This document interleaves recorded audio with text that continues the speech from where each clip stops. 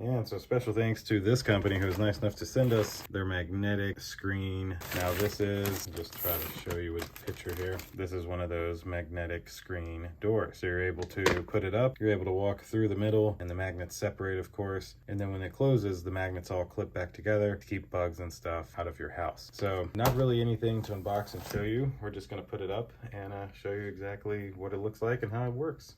So step number one is clean around your door frame. Then take your Velcro strips and lay out your screen and put your Velcro on the screen. Then you're able to peel off the sticky tape and tape this to your door, and then it's installed with no tools. So you stick your top on first, then peel your tape off and stick your sides on. They even include push pins if you want extra support, which you can put in at the top. But there we go, it is installed. That only took a few minutes, and here's what it'd be like coming out of it.